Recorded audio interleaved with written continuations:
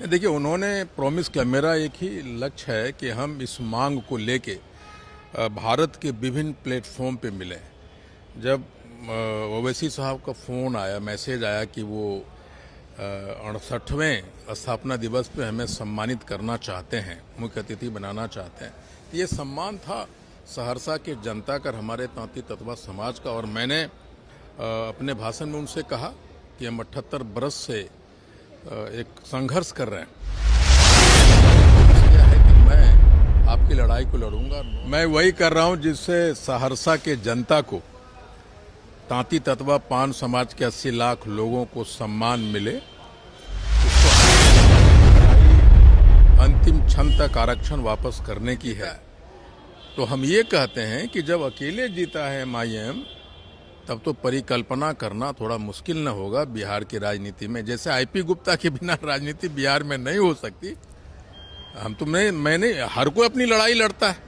हम लड़े, तेजस्वी जी लड़े, कांग्रेस लड़ी, भाजपा लड़ा, सब अपने लिए लड़ाई बढ़ता है। भाई कोई किसी को नुकसान नहीं पहुंचाता। अपनी क्षमता के अनुसार सब मैदान में जाता है और वो हर कोई कोशिश करता है जीतने की।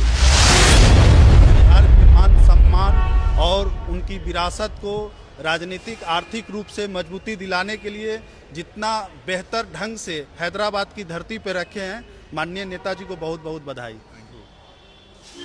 नमस्कार, मैं हूं देवांशु। अब देख रहे हैं न्यूज़ पॉइंट से। इस वक्त हमारे साथ बात करने के लिए सहरसा के विधायक IP गुप्ता होंगे, जो कि ओवैसी से मिलकर, असदुद्दीन ओवैसी से मिलकर हैदराबाद से जो है वो लौटे और पटना एयरपोर्ट पर हमारे साथ हैं।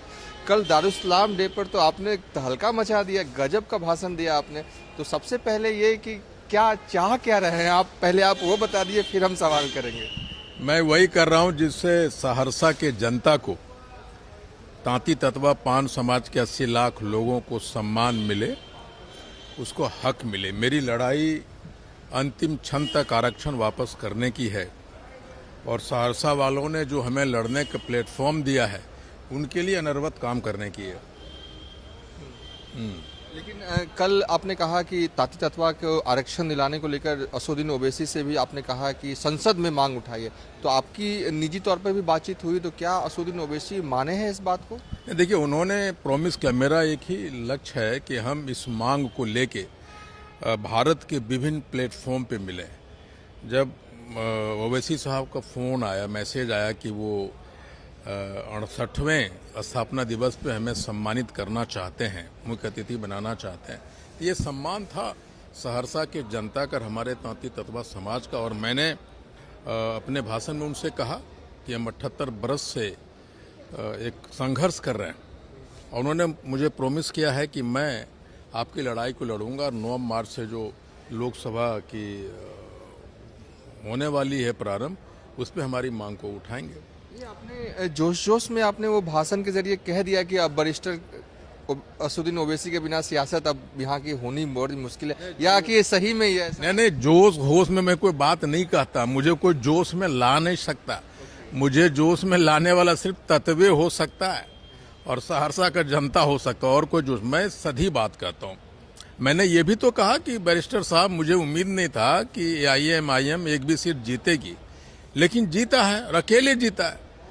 तो हम ये कहते हैं कि जब अकेले जीता है MIM, तब तो परिकल्पना करना थोड़ा मुश्किल न होगा बिहार की राजनीति में। जैसे IP गुप्ता के बिना राजनीति बिहार में नहीं हो सकती।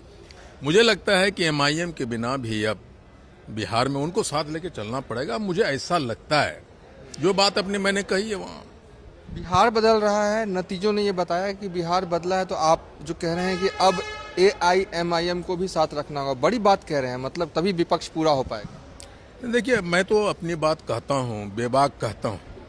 और मैं आपको बता दूं, मैंने कांग्रेस के जो इंचार्ज थे अलावरू साहब, उनसे मैंने उस समय भी IMIM का पैरवी किया था कि उनको रखा जाना चाहिए, सिर्फ इसलिए कि मैं जानता हूँ सीमांचल को और कोसी का मेरी जो प्रारंभिक जीवन है मैंने उधर बिताया है। और मैं जानता हूँ कि मुसलमानों की, अब जरा सोचिए ना, अकेले दम पे कैसे MIM जीत गई। ये तो निश्चित तौर पे आपको, ये तो एक विषय है जिस पे पॉलिटिकल पार्टी को तो सोचना ही पड़ेगा ना। 2000 में उनके विरोधी कह रहे थे गलती से हो गया, बाई चांस हो गया, 2025 में नहीं होगा। यार 2 बार जीत रहे हैं, 5-5 विधायक, तो आपको सोचना। यही मैं कह रहा हूँ। ठीक है, 2020 में एक अलायंस था लेकिन अभी तो कुछ भी नहीं था, वो अकेले दम पे जीता है। इसलिए मैं ये बात कहूं कि मैं ये नहीं कह रहा कि मैं अपनी बातें जो मुझे लगता है कि कहनी चाहिए मैं कहता हूँ। होना चाहिए, सियासत में नफा नुकसान तो है ही, लेकिन जो दिल में आए वो कह देनी चाहिए। अब ये आपको लगता नहीं ये जो कल हुआ पूरा वाकया, जो सम्मानित किया गया, बुलावे पर आप हैदराबाद जाते हैं, तारीफें करते हैं असदुद्दीन ओवैसी की, किसी को चुभेगी? क्यों चुभेगी? मैं महागठबंधन का एक इंटीग्रल पार्ट हूँ और हमेशा रहेंगे। हम तेजस्वी जी के साथ आज भी हैं, कल भी थे, राहुल जी के साथ आज भी हैं, कल भी हैं, महागठबंधन का इंटीग्रल हिस्सा हूं। लेकिन मैं वो हर प्लेटफॉर्म को, एवेन्यू को जरूर जाऊंगा जहां से मेरे समाज को हक मिले। जब ओवैसी साहब इस बात को उठाएंगे सभा में, लोकसभा में, उस बात को आदरणीय नीतीश कुमार जी उठा चुके, रघुवंश बाबू उठा सके, कम्युनिस्ट के लोग भी उठा चुके हैं। ओवैसी साहब जब उठाएंगे, उनकी आवाज को सुनी जाती है, तो मैं चाहता हूं कि इस आवाज को संसद में उठे और पूरे नेशन पे ये बात हो। जैसे मैं कहा था कि मैं हेलीकॉप्टर उड़ाया आंदोलन के लिए, मैं ये भी कहा था कि चार्टर प्लेन उड़ाऊंगा, और मैं पूरे बिहार, अभी मैं गया था वहाँ तेलंगाना में, वहाँ से हमारे मुदिराज बोलते हैं हमारे कास्ट को, वो लोग मिलने का 70 लाख हम लोग हैं। तो हम इस लड़ाई को वैश्विक बना रहे हैं, मतलब राष्ट्रीय स्तर पे ले जा रहे हैं। That is one of the step going to Hyderabad and appealing Owaisi साहब की to raise my issue in parliament। आप तो विपक्ष के ऐसे विधायक हो गए हैं कि अंग्रेजी में जो दहाड़ रहे हैं विधानसभा में, सुनने वाले सुनते ही रह जा रहे हैं। नहीं, ऐसा नहीं है, अंग्रेजी हर कोई जानता है, ऐसा नहीं है। लेकिन ये है कि मेरे लय में वो आ जाता है और इसलिए थोड़ा सा अलग दिखता हूँ। मतलब तेजस्वी जी को जरा भी खराब नहीं लगेगा? नहीं, मतलब क्यों लगना चाहिए? कि अब जिस एआईएम के वजह से महागठबंधन को 35 से 40 सीटों का नुकसान लगभग माना जा रहा है कि हुआ है, उनके साथ आप नहीं, मैं कहता हूं उनको क्यों दोष देना? मैंने हर कोई अपनी लड़ाई लड़ता है।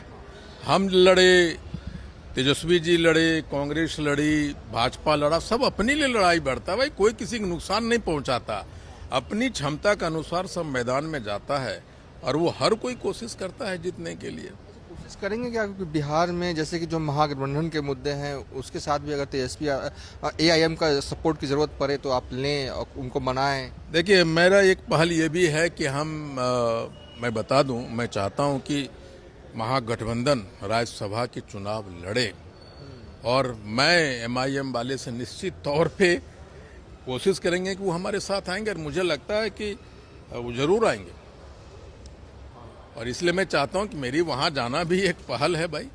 हम तो एक रिलेशनशिप डेवलप हुआ है और हम लोग चाहते हैं कि जो महागठबंधन एक राज्यसभा की सीट जीते। बड़ा इशारा कर रहे हैं। देखिए, राज्यसभा का चुनाव है, राज्यसभा चुनाव में एक प्रत्याशी अगर जीतेगा तभी जब एआईएम के 5 विधायकों का सपोर्ट होगा, और ये कह रहे हैं कि ये गए भी हैं उसी के लिए। नहीं, वो निश्चित आएंगे, निश्चित आएंगे, बिल्कुल मैं सपोर्ट। बहुत बहुत शुक्रिया आईपी गुप्ता साहब।